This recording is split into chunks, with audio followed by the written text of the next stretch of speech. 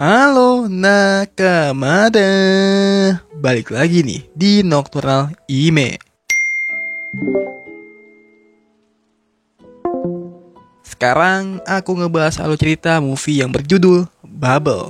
Oh iya, buat alur manhwa player, aku lagi buat naskahnya. Mungkin hari Senin atau Selasa udah siap upload. Seperti biasa, durasi video di bawah 12 menit coy, biar kalian gak bosan nontonnya juga, oke? By the way, aku butuh banget nih support dari kalian untuk mencapai 1000 subscriber.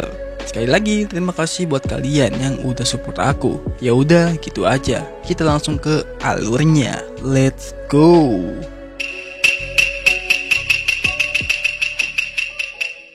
Di awal scene, kita diperlihatkan sebuah gelembung atau bubble besar telah menutupi kota Tokyo. Dan banyak orang memanfaatkan momen itu sebagai ajang games bernama Battlecore.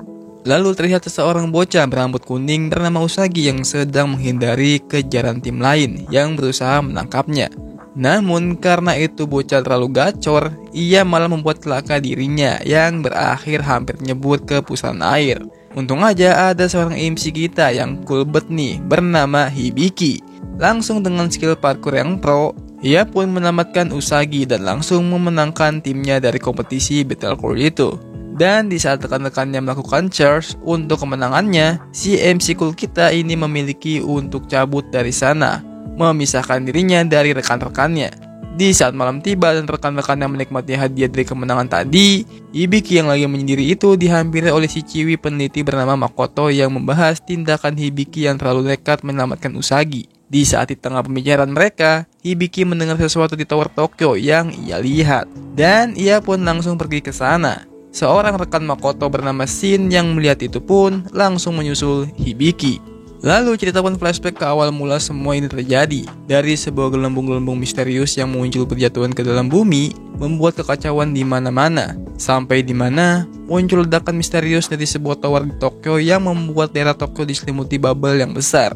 Di saat bubble-bubble itu berhenti turun, mereka berubah menjadi air yang membuat Tokyo terendam. Kemudian banyak anak-anak yang memasuki kawasan itu untuk bermain permainan yang sangat berbahaya coy.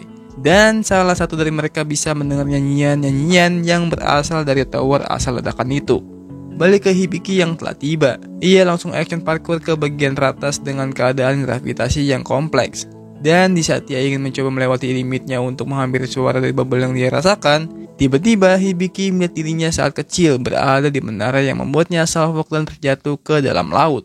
Kemudian sebuah bubble berusaha mengikuti Hibiki yang jatuh ke dalam laut. Di saat oksigen terakhir dari Hibiki mengenai bubble itu, ia pun berubah wujud menjadi seseorang ciwi yang menyelamatkan Hibiki dari kematiannya.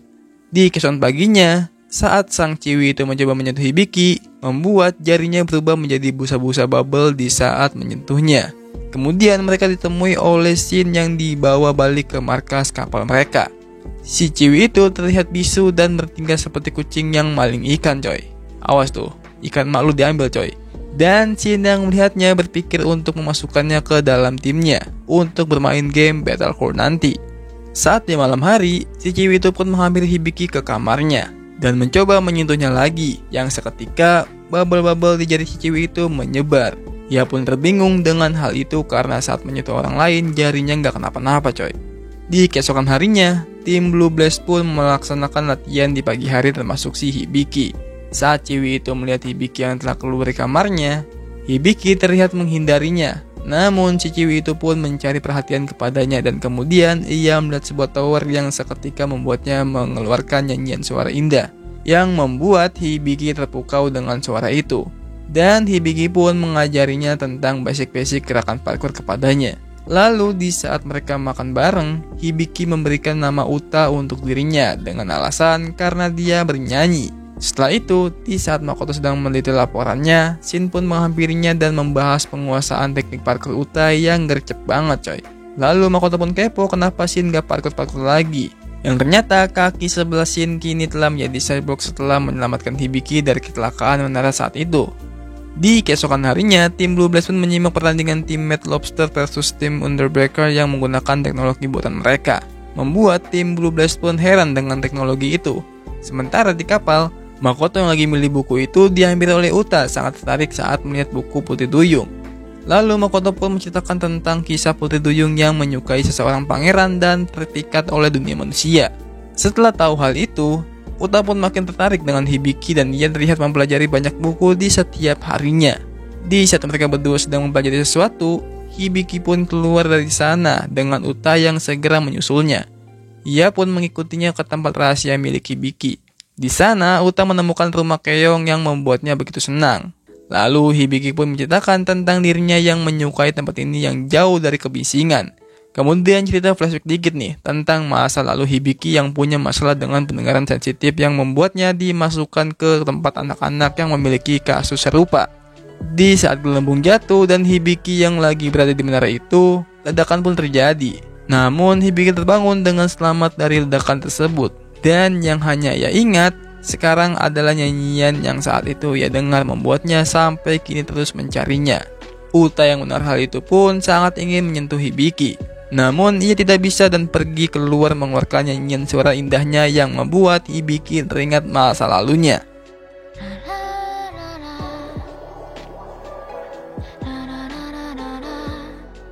Dan berusaha mengejarnya.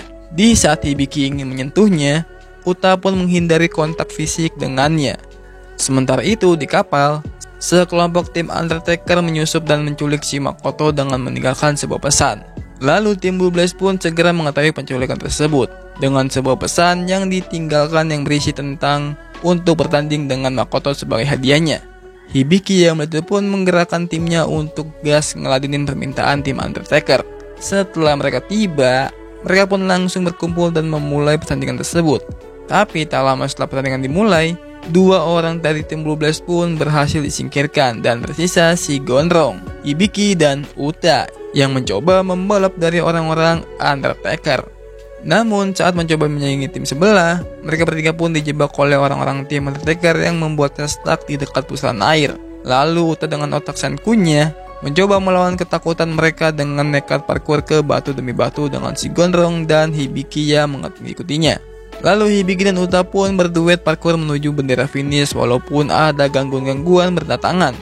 Dan saat sisa satu langkah menuju kemenangan, Uta terpaksa menggapai tangannya Hibiki yang membuatnya tangannya menjadi bubble-bubble dan hal itu membuat tim Blue Blaze mendapatkan kemenangannya. Setelah itu mereka pun merayakan kemenangannya bersama dengan tim lain. Namun hanya Uta yang berada di tempat rahasia Hibiki. Lalu saat ia mendatangi tower dan mengeluarkan suara indahnya, suatu entitas menghampiri dengan bayangan apa yang akan terjadi berikutnya. Di saat itu, Hibiki pun datang yang memutuskan koneksi Uta dengan entitas itu. Lalu Hibiki memberinya kalung keong dan berterima kasih ke Uta atas kehadiran dirinya yang membuat Hibiki merasa menjadi versi dirinya yang awal. Namun saat Hibiki ingin menyentuhnya, fenomena bubble-bubble seperti kejadian di awal kembali berjatuhan, membuat gedung yang mereka berdua pijak itu menjadi oleng coy. Di saat Uta yang hampir terjatuh, Hibiki menarik jaket milik Uta yang membuat dirinya mengetahui apa yang ditutupi oleh Uta. Lalu gelembung dari tubuh Uta melayang mengenai Hibiki yang membuatnya mendapatkan POV dari bubble yang saat itu ia melihat di menara. Uta merasa hari ini adalah perpisahannya seperti kisah Putri Duyung dengan pangerannya. Dan ia pun pergi untuk menghentikan fenomena ini. Di saat Hibiki ingin mengejarnya, bubble-bubble merah pun menghalanginya untuk membuatnya terjatuh ke laut. Tapi untungnya kapal dari rekan-rekannya pun tiba menyelamatkannya. Lalu Hibiki pun langsung dengan rencana ingin OTW ke menara dan ia pun diikuti oleh rekan-rekannya. Tak lupa tim Undertaker pun memberinya sepatu berteknologinya ke mereka untuk bermanuver. Mereka pun langsung OTW dengan kemampuannya dan siapa sangka Shin pun kembali parkour walaupun dengan kaki Sherbrooke-nya. Ia pun memimpin rencana Hibiki dengan membuka jalur untuk mereka. Langsung dengan bantuan si Gondrong dan Shin, Hibiki bisa bermanuver mencapai atas tower yang membuat black hole yang mengganggu mereka pun hilang. Di saat ia mencapai atas, ia melihat tempat yang sama seperti saat itu, yang dimana ia melihat sebuah bubble dan ia pun berpikir ia telah membuat para bubble itu marah dengannya dan membuat sebuah ledakan.